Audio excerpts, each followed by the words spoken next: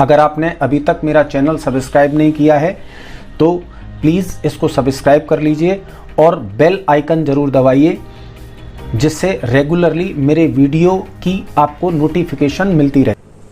नमस्कार दोस्तों, मैं डॉक्टर दुर्गेश पाठक मेरे YouTube चैनल में आप सभी का स्वागत करता हूं। दोस्तों, आज का वीडियो मैं अपने एक व्यूअर की रिक्वेस्ट पर आपको दे रहा हूं और आज का वीडियो है हेमरॉइड्स पर। दोस्तों, जैसा कि आप सभी लोग जानते हैं, हेमरॉइड्स को हम और भी नामों से जानते हैं। जैसे एक नाम है इसका पाइल्स, दूसरा इसको हिंदी में बवासीर के नाम से भी जानते हैं। ज्यादातर लोगों में ये मिथ होता है कि होम्योपैथी में पाइल्स का परमानेंट इलाज होता है। अब वास्तविक होम्योपैथी में इसका इलाज होता है या फिर ये एक मिथ ही है, क्या है, इसकी चर्चा आज के हम इस वीडियो में करेंगे। तो आइए दोस्तों, स्टार्ट करते हैं आज का वीडियो हेमरॉइड्स।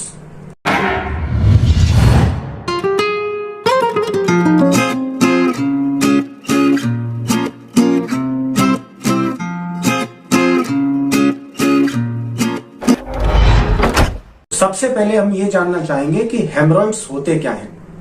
तो पहले मैं आपको पाइल्स और हेमरॉइड्स में अंतर बताना चाहूंगा।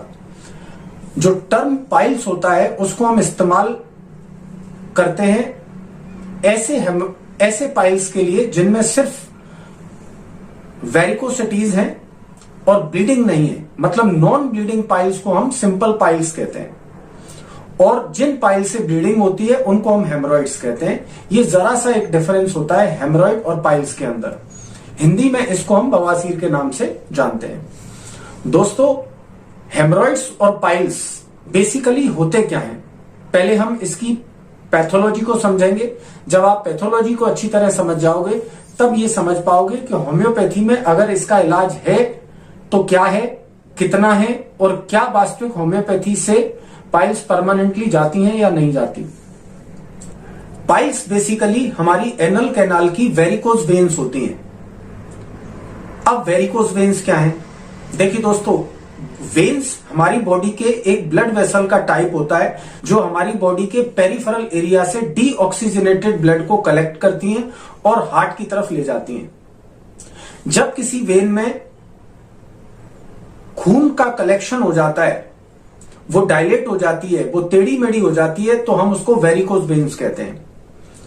It means varicose veins are the permanent dilatation of the congested veins. इस बात को आप यहां पर ध्यान रखिए, varicose veins are the permanent dilatation of veins in which there is huge amount of blood is collected.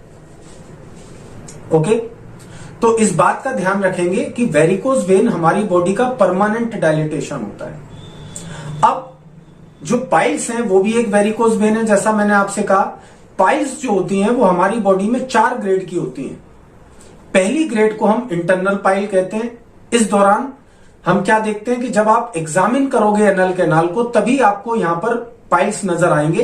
Otherwise मरीज को सिर्फ लैट्रिन में खून आने की शिकायत होती है। वो सिर्फ ये कहता है कि मैं लैट्रिन जाता हूं और खून गिरता है। पाइल्स में जो ब्लीडिंग होती है वो ज्यादातर केस में एक पिचकारी की तरह ब्लीडिंग होती है और एनल कैनाल में किसी तरह का पेन नहीं होता, मतलब ये पेनलेस ब्लीडिंग होती है। एनल कैनाल पर थोड़ी बहुत ईचिंग या हल्की बहुत बर्निंग हो सकती है, लेकिन उतना पेन नहीं होता जितना कि फिशर में पाया जाता है। तो ये एक डिफरेंशिएटिंग फीचर है कि एनल कैनाल में फिशर है या पाइल्स है। तो जो फर्स्ट ग्रेड का पाइल होता है उसमें पाइल आपको इंटरनल रहते हैं, बाहर नजर नहीं आते। अगर हम सेकंड ग्रेड की पाइल की बात करें तो इसमें पाइल्स बाहर आ जाते हैं जब आप लैट्रिन कर रहे होते हो, लेकिन जैसे ही आप लैट्रिन करके उठते हो तो वो पाइल्स अंदर चले जाएंगे अपने आप। ये सेकंड ग्रेड है। थर्ड ग्रेड पाइल क्या होते हैं? थर्ड ग्रेड पाइल वो होते हैं जब आप लैट्रिन करते हैं तो पाइल्स आपको बाहर आ जाते हैं और आपको फिंगरिंग करके उनको अंदर ले जाना पड़ता है, वो अपने आप अंदर नहीं जा सकते। ये है थर्ड ग्रेड पाइल। और जो फोर्थ ग्रेड पाइल होता है उसमें अंगूर के एक गुच्छे की तरह पाइल्स बाहर निकले हुए रहते हैं। फिर वो चाहे हम बैठें, चाहे उठें, चाहे खड़े हों, वो आपके फिंगरिंग से भी अंदर नहीं जाएंगे।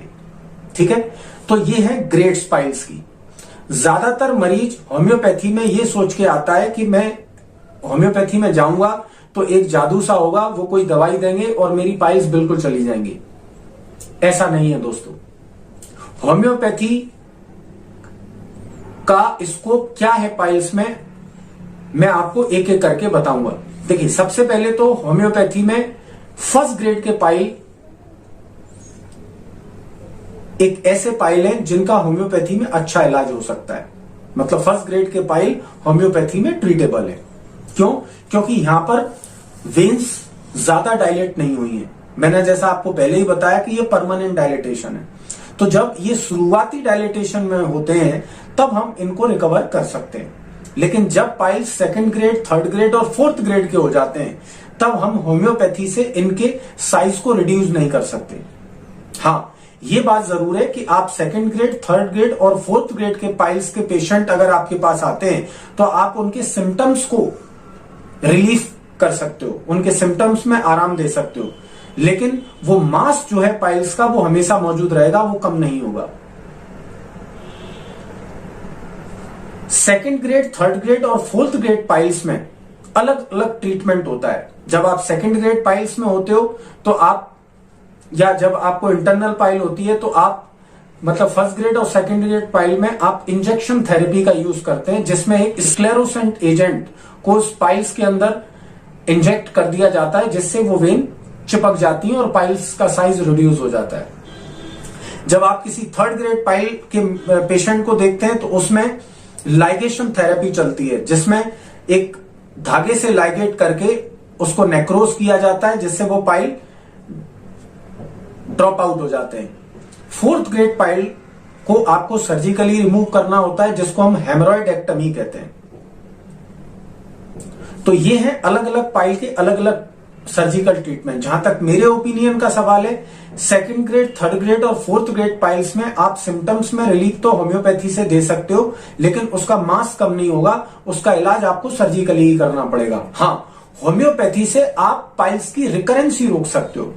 आपने ज्यादातर केस में ये देखा होगा कि लोग आपको ये कहते हैं कि साहब हमको पाइल्स थे, हमने सर्जरी करा ली और वो पाइल्स हमारे चले गए, हम अच्छे भले थे लेकिन वो फिर से हो गए, तो सर्जरी कराने का क्या फायदा, इसलिए हम होम्योपैथी में आए हैं। तो नो डाउट होम्योपैथी आपकी टेंडेंसी है जो पाइल्स की उसको चेक कर देगी, या अगर आप फर्स्ट ग्रेड पाइल से सफर कर रहे हैं तो उसमें ये आपको क्योर प्रोवाइड कर सकती है। लेकिन सेकंड ग्रेड, थर्ड ग्रेड और फोर्थ ग्रेड पाइल्स में ये सिर्फ आपको एक पैलिएटिव ट्रीटमेंट दे सकती है, मतलब आपके सिम्टम्स को रिलीफ तो कर सकती है लेकिन मास को रिड्यूस नहीं कर सकती। वहां पर सर्जरी इंडिकेटेड है। मैं बहुत अच्छी तरह जानता हूं, मेरे इस बात से कई होम्योपैथ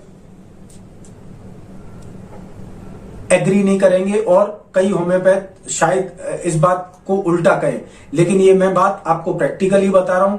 सब लोग जानते हैं, अगर आपने थर्ड ग्रेड और फोर्थ ग्रेड पाइल्स को ट्रीट करने की कोशिश की तो आप फेल्यूअर में जाएंगे, क्योंकि वो मास कम नहीं होगा। मैं फिर कह दूं आपसे, ज्यादातर होम्योपैथ जब आपसे ये कहते हैं कि अरे ऐसे कैसे third grade, fourth grade pile हमने बहुत ठीक किए हैं, ठीक नहीं किए हैं। एक्चुअली उसमें सिम्टम्स में रिलीफ दे पाते हैं। वो मरीज को खुजली हो रही है, दर्द हो रहा है, खून आ रहा है, खून बंद कर देना पाइल्स का परमानेंट ट्रीटमेंट नहीं है, ये मैं आपको बता दूं। No doubt third grade, fourth grade piles में आप ब्लीडिंग को बंद कर सकते हो, तो मैं भी कह रहा हूं।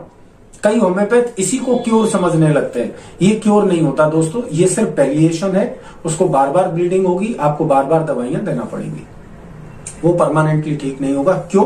क्योंकि वेरिकोज वेन परमानेंट डायलिटेशन होते हैं हमारी वेन्स का। आप होम्योपैथी से पाइल्स को रोक तो सकते हो, लेकिन एक बार अगर वो डेवलप हो गए तो आपको उनको सर्जिकली रिमूव करना ही होगा। दवाइयों की बात करें तो नो डाउट बहुत सारी दवाइयां हैं होम्योपैथी में। मैं एक वीडियो के अंदर वो सारी होम्योपैथी की दवाइयां आपको नहीं बता सकता, लेकिन बहुत जैसे कुछ कॉमन रेमेडीज की बात करें, एस्क्युलस हिप ज्यादातर ब्लाइंड पाइल्स के लिए दी जाती है जिनमें ब्लीडिंग नहीं होती। हेमामेलिस ज्यादातर ब्लीडिंग पाइल्स के लिए दिया जाता है। हेमामेलिस है, ब्लूमिया ओडोरेटा है, नाइट्रिक एसिड है। नाइट्रिक एसिड आप तब देंगे ब्लीडिंग पाइल्स के लिए हेमामेलिस और ब्लूमिया हो गया, ब्लाइंड पाइल्स के लिए एस्कुलस हिप हो गया। जब आप नाइट्रिक एसिड प्रेफर कब करेंगे, जब पाइल्स के साथ साथ में फिशर भी हो। कई बार ऐसा होता है कि आप फिशर, एनल फिशर भी होता है और पाइल्स भी होते हैं। नाइट्रिक एसिड के साथ साथ रेटेनिया भी एक ऐसी मेडिसिन है जिसको हम पाइल्स और फिशर दोनों अगर साथ में है तो दे सकते हैं। कई बार सल्फर भी बहुत काम आती है ब्लीडिंग को चेक करने के लिए, या जब पाइल्स की ईचिंग होती है तब काम आता है। पल्सेटिला बहुत अच्छी मेडिसिन है। पल्सेटिला एंड सीपिया अगर ये फीमेल को हो रहे हैं और खास करके रिपीटेड प्रेगनेंसीज के कारण हो रहे हैं। दोस्तों, जो मैंने आपको दवाइयां बताई हैं, इनके अलावा भी बहुत सारी दवाइयां पाइल्स के लिए हो सकती हैं, पर ये कॉमन मेडिसिन है जो मैं अपनी प्रैक्टिस में यूज करता हूं, वो मैंने आपको यहां पर नरेट की है। तो आप इस वीडियो को अच्छे से देखिए और मुझे लाइक करिए, कमेंट करिए और इस वीडियो को शेयर करिए और लोगों में। Thank you, good bye.